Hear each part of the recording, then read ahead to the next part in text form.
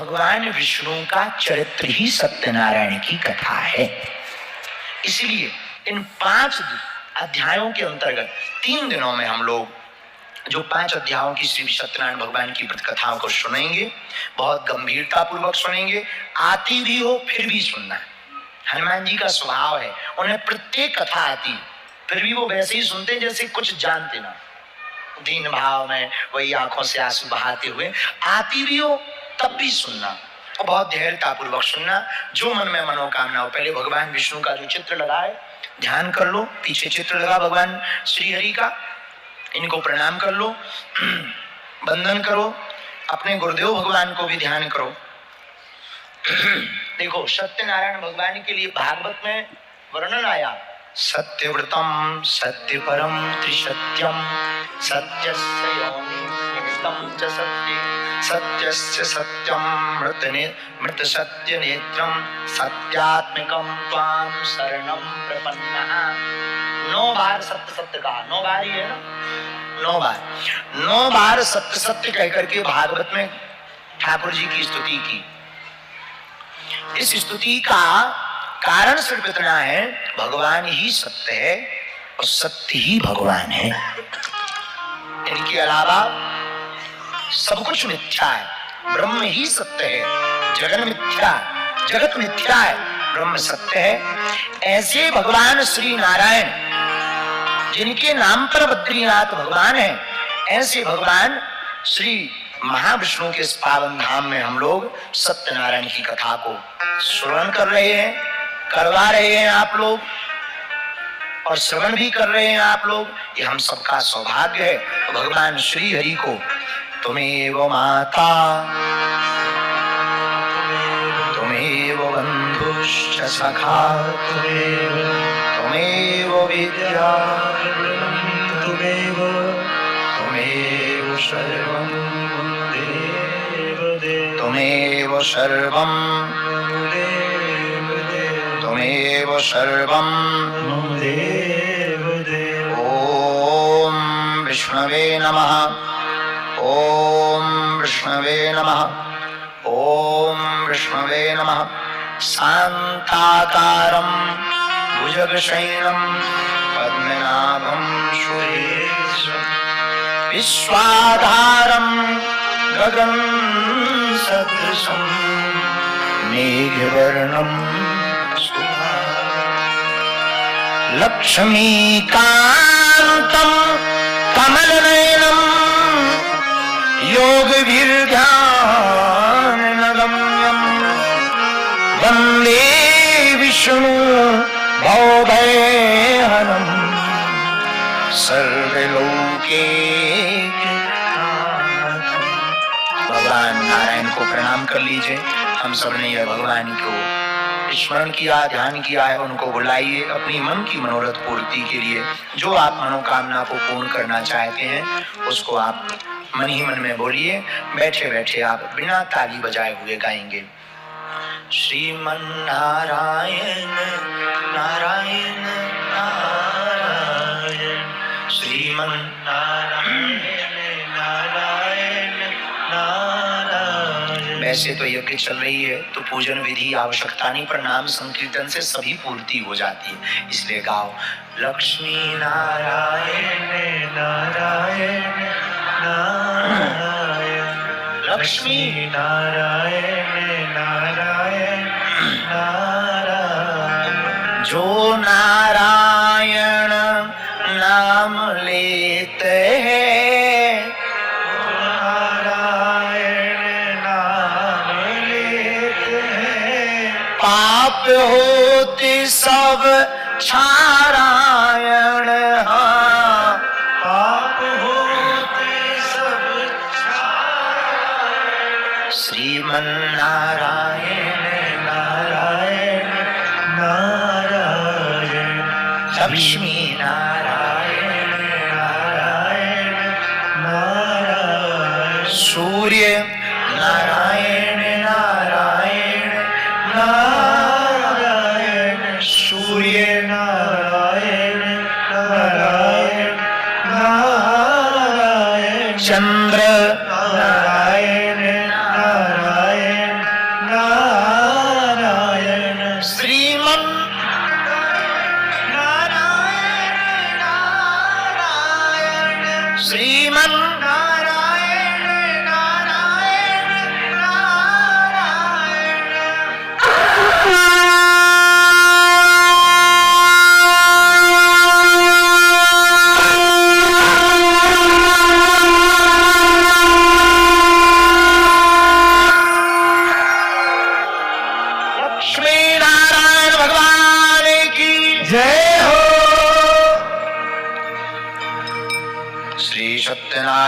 भगवान की। अथ प्रथमो अध्यायः एकदानेमी सारण्ये ऋषिया सौनकादया। एक समय हम सब हिंदी में चर्चा करेंगे ताकि आपको समझ में आवे। एक समय नैमिषारण्य के पावन तीर्थ में सौनकादिक 88,000 ऋषि मुनि विराजमान थे। सभी मुनि महात्मा पुराण और शास्त्रों के वेदता थे। उसी समय उन मुनियों ने, ऋषियों ने श्री सूत जी महाराज से पूछा, हे महामुनि, हे भगवान, हे प्रभु, किस व्रत के करने से, किस तपस्या के करने से मनोवांछित फल प्राप्त कलयुग में मिल सकता है? क्योंकि कलयुग युग सम आन नहीं, जो नर कर विश्वास। कलयुग बड़ा विचित्र युग होगा।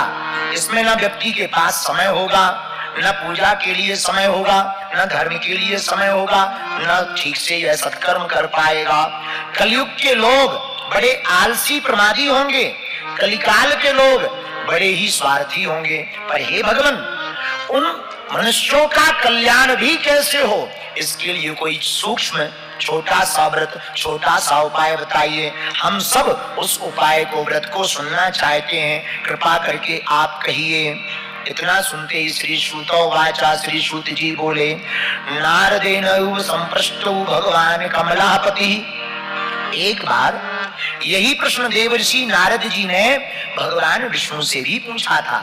हे मुनियों, तुम धन्य हो जो तुमने कलयुग के मनुष्यों के कल्याण के लिए हमसे प्रश्न किया है।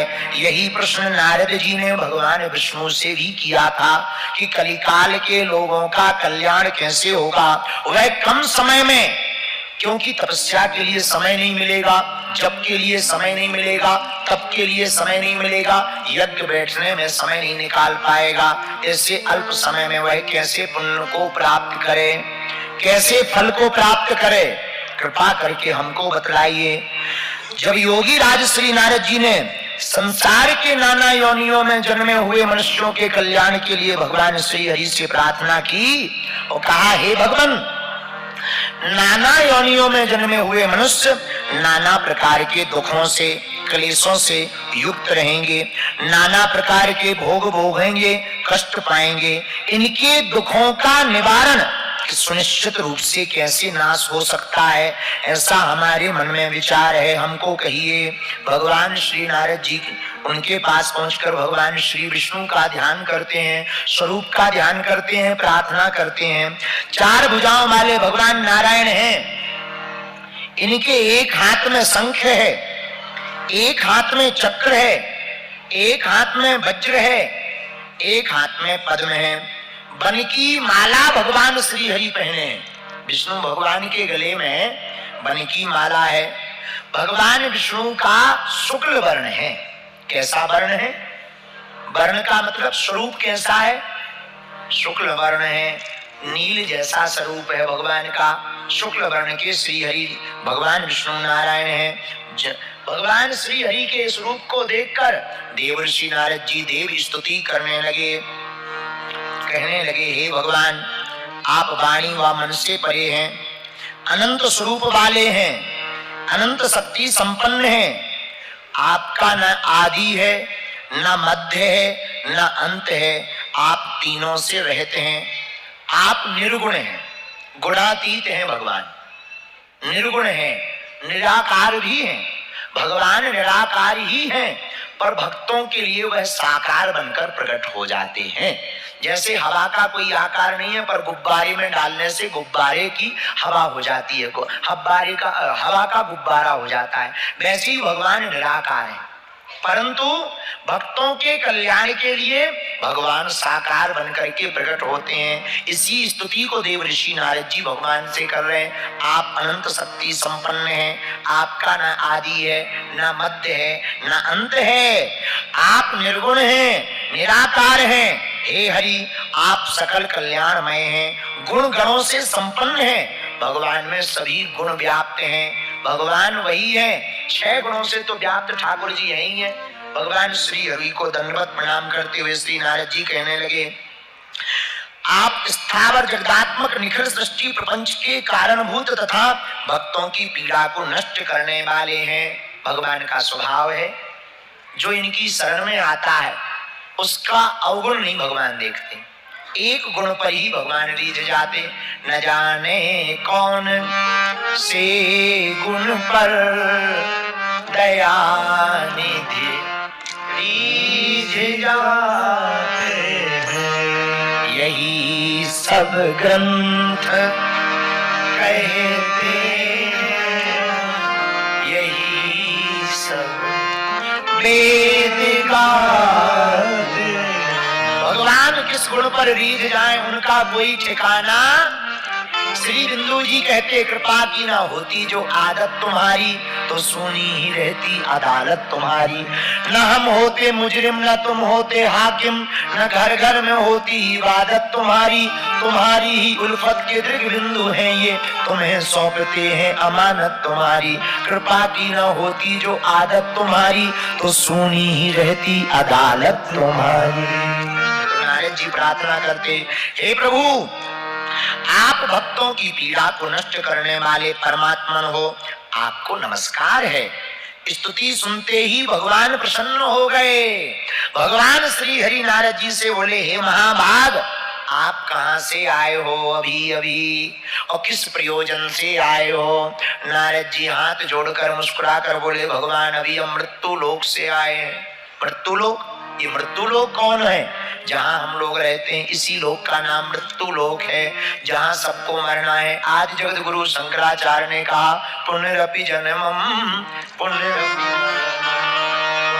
जन्मी जठरे शैलम। पुनः जिसका जन्म होगा वो मरेगा, जो मरेगा वो फिर से जन्म लेगा। इसका उत्तर रामचरितमानस में भी गोस्वामी जी ने दिया, जो जन्मे सो निश्चय नासा, जो नासे सो तो मृत्यु लोक कौन है? जिस लोक में हम लोग रहते हैं इसी लोक का नाम है, क्या नाम है? मृत्यु लोक मतलब जो जन्म लिया वो मरेगा। यहाँ सब कुछ नाशवान है। संसार का मतलब ही है जो नित्य सड़क रहा हो, यही संसार है। इसमें नित्य सब कुछ खिसक ही रहा है, संसार भी खिसक रहा। कोई अब कथा के बीच में बोलना नहीं चाहिए, पर उदाहरण देना चाहिए। दृष्टांत कुछ लो धीरा वक्ता काली है, तो उदाहरण के रूप में बताएं। संसार खिसक रहा, यही बगल में जोशी मठ में पूरी जमीन ही खिसक रही। संसार खिसक रहा है, नित्य चल रहा है, इसी का नाम संसार है। तो नारद जी से पूछा, कहां से आए हो? मृत्यु लोक से आए। क्या करने गए? महाराज नाना प्रकार के मनुष्यों को पीड़ा से दुखी देख करके हमारा मन बड़ा दुखी हो गया है। मृत्यु लोके जनः सर्वे नाना क्लेश समन्विता, नाना योनि समुत्पन्नः पच्यन्ते पाप कर्म भी। महाराज मृत्यु लोक में अपने पाप कर्मों के द्वारा विभिन्न योनियों में उत्पन्न सभी लोग बहुत प्रकार के क्लेशों से दुखी हो रहे हैं। भगवान बोले, हम क्या करें? अगर वो दुखी हो रहे, जो करेगा सो भरेगा। उन्होंने कर्म किया है सो पा रहे। भगवान आप दयालु हो, दीनानाथ हो, हम आपसे उन मनुष्यों के दुखों की निवृत्ति के लिए कोई लघु उपाय, छोटा सा उपाय पूछने आए हैं। अगर आप वह उपाय बता देंगे आपकी बड़ी कृपा होगी। इतना कहते ही भगवान मुस्कुरा करके नारद जी से बोले, धन्य है साधु, साधु साधु साधु, धन्य हो धन्य हो। साधु कौन? अष्टादश पुराणेषु व्यासस्य वचनं द्वयं, परोपकाराय पुण्याय पापाय परपीडनम्।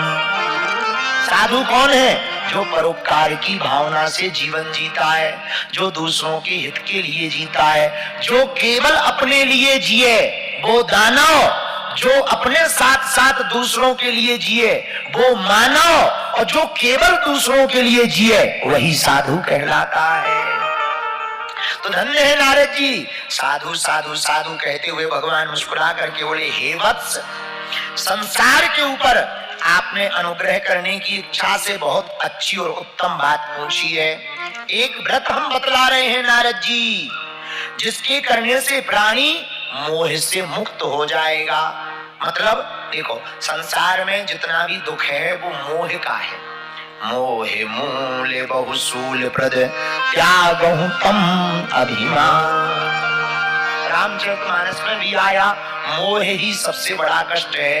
पुराने जमाने के महात्मा अपनी गांव में नहीं रहते थे, 100-150 किलोमीटर दूर भजन करते थे, अब मठ बनाते थे, आश्रम। क्यों? क्योंकि गांव में रहेंगे तो मोह उत्पन्न होगा, भाई से मोह उत्पन्न होगा, पिता से मोह उत्पन्न होगा, चाचा से मोह उत्पन्न होगा, ताई से मोह उत्पन्न होगा, फिर कष्ट होगा, वो दुखी होंगे तो दुख होगा, फिर दुख में सम्मिलित होंगे तो फिर साधु में और गृहस्थी में अंतर क्या रह जाएगा। तो मोह मूल बहुसूल प्रद त्यागहु तम अभिमान। अच्छा, मोह से बचने का उपाय क्या है? भगवान ने कहा, हे नारद जी, प्राणियों को मोह से मुक्त करने का एक उपाय बताता हूं, सुनो। स्वर्ग और मृत्यु लोक दोनों में दुर्लभ हैं। हम भगवान सत्यनारायण का एक महान पुण्यप्रद व्रत बतला रहे हैं। आपके स्नेह के कारण इस समय हम उसको बतला रहे। हे नारद जी, जो सत्यनारायण भगवान के व्रत को अच्छी प्रकार विधि विधान से भगवान सत्यनारायण का व्रत करेगा, वह मनुष्य शीघ्र ही संसार के समस्त सुखों को पाकर, लोक के समस्त सुखों को पाकर परलोक में मोक्ष को प्राप्त करेगा। नारद जी प्रणाम करते हुए बोले, जय हो जय हो जय हो। भगवान, वो कौन सा उपाय है, आप हमको बतलाइए। किम फलम किम विधानम चा कृतम कैनेव तद्व्रतम तत्सर्वं विस्तराद ब्रूहि कदा कार्यमृतम प्रभु। नारद जी बोले, हे प्रभु, इस व्रत को करने का नियम क्या है? सत्यनारायण भगवान के व्रत करने का विधान क्या है? उसका फल क्या है? और इस व्रत को किसने किसने किया और जिसने किया उसने क्या क्या पाया है? हमको ये सब विस्तार पूर्वक बताइए, पूरा एक एक करके बताइए। कैसे करना चाहिए, कब करना चाहिए, किसने किसने किया है, हमको विस्तार पूर्वक बताइए। भगवान बोले, यह सत्यनारायण भगवान का व्रत दुख शोक आदि का शमन करने वाला है, दुख को मिटाने वाला है, शोक को हरने वाला है, यह धन धान्य की वृद्धि करने वाला है, बंधन में पड़े हुए व्यक्ति को बंधन से मुक्त करने वाला है, संतानहीनों को संतान देने वाला है। यह सत्यनारायण भगवान का जो व्रत करेगा, सत्यनारायण का व्रत मतलब सत्य के व्रत को जो करेगा, सत्य के पालन को जो करेगा, सत्य पर जो चलेगा, सत्यनारायण की जो चर्चा करेगा, जो सत्य का अनुसरण करेगा, हे नारद जी, उसकी सर्वत्र सब जगह विजय होगी, धन धान्य से मुक्त युक्त हो जाएगा, बंधन से मुक्त हो जाएगा, सौभाग्य संतान प्राप्त होगी। जिस किसी दिन भी यह भक्ति और श्रद्धा समन्वित होकर भक्ति भाव से इस व्रत को करेगा, उसकी मन वांछित इच्छा पूर्ण हो जाएगी। जय हो महाराज। कब करना चाहिए? किसी भी दिन। कथा को, सत्यनारायण की कथा करने का कोई भी दिन निश्चित नहीं है। कब, कौन सी तिथि? किसी भी तिथि। कितने समय? इसका समय बताया। बोले कब? बोले जब गोधूली का समय होवे, सायंकाल समय इस व्रत को करना चाहिए। आजकल के जमाने में 8 ही बजे सत्यनारायण की कथा हो के बोले महाराज बहू बेटा भूखे हैं, कथा कर दो। 8 ही बजे पूजी हो जाती है, फिर कहते महाराज हर अमावस्या सत्यनारायण सुन रहे, कुछ नहीं हो रहा, ठटरी के बरे है? अरे भाई, सत्यनारायण के नियम को तो समझ लो। 4 अंकों का 4 डिजिट का पासवर्ड है, 3 डिजिट बढ़िया डालो, 1 डिजिट गड़बड़ डाल दो तो क्या पासवर्ड का लॉक खुलेगा?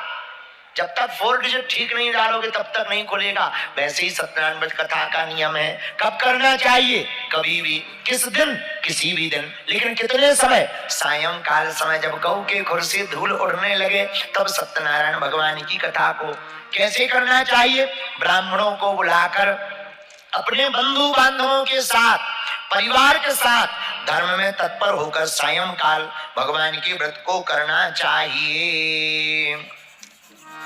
महाराज, इसमें सामग्री क्या लगती है? नैवेद्य के रूप में इसमें सामग्री में बताया नैवेद्य के रूप में आटा का चूर्ण, आटा के भाव में साठी का चूर्ण, आधा पदार्थ को जमा कर लेवे। केले का फल होना चाहिए, कल सब लोग केला लेकर के आएंगे और पंडित जी भी यहाँ पर केले का खम्भ लगवा दें तो बहुत अच्छा है। केले का फल, घी, दूध, गेहूं का चूर्ण, गेहूं के चूर्ण के भाव में साठी का चूर्ण मतलब चावल का चूर्ण, शक्कर या गुड़, यह सभी सामग्री जमा कर लें, एकत्रित कर लें। इसको एकत्रित करने के बाद सायंकाल ब्राह्मणों को बुला करके भक्ति भाव एकाग्रचित मन से कथा के मध्य में, इस व्रत के मध्य में, सत्यनारायण संकल्प के मध्य में मन में विचलितता नहीं लानी चाहिए। मन के हारे हारे है, मन के जीते जीत, मन के हारने से हार है, मन के जीतने से ही जीत है। इसलिए मन को एकदम सावधान होकर के हमको सत्यनारायण भगवान के व्रत को करना चाहिए और व्रत पूजन करना चाहिए, ब्राह्मणों की वाणी को मानना चाहिए। जब सायंकाल पूजन हो जावे फिर ब्राह्मणों को भोजन कराना चाहिए। ब्राह्मणों को भोजन कराने के बाद में बंधु बांधवों को भोजन कराना चाहिए। विप्राय दक्षिणाम दद्यात् कथम श्रुत्वा जनेशः ततश्च बंधुर्भिः सार्धं विप्राश्चम प्रति भोजयेत। कथा की दक्षिणा भी ब्राह्मण को देनी चाहिए। बंधु बांधवों को भोजन करा करके प्रसादम भक्षयेत भक्त्या नित्य गीताधिकम चरेत। जिस दिन कथा करो उस दिन शाम के समय जब बंधु बांधवों को भोजन करा दो तो रात को गीत गाना चाहिए, सत्यनारायण भगवान के गीत को, नारायण भगवान के कीर्तन को गाना चाहिए। रात्रि जागरण कर सको तो और अनंत गुना फल प्राप्त होगा। रात्रि जागरण करना चाहिए, भक्ति पूर्वक प्रसाद ग्रहण करना चाहिए, नित्य गीत आदि का आयोजन करना चाहिए। तदंतर उस दिन व्रत लेना चाहिए। क्या आज से हम सत्य पर चलेंगे, सत्य पर ही जीवन जिएंगे, सत्यनारायण भगवान के ही आश्रित रह करके अपने जीवन को सार्थक बनाएंगे। क्योंकि साच बराबर तप नहीं, झूठ बराबर पाप, जाके हृदय साच है प्रभुता के हृदय आ। ऐसा व्रत लेना चाहिए। सत्य बराबर तप नहीं है, झूठ बराबर कोई पाप नहीं है। विशेष रूप से कलयुग में पृथ्वी में यही सबसे छोटा उपाय है। इति श्री स्कंद पुराणे रेवाखंडे श्री सत्यनारायण व्रत कथायाम प्रथमोध्याय समाप्ता। वृंदावन बिहारी लाल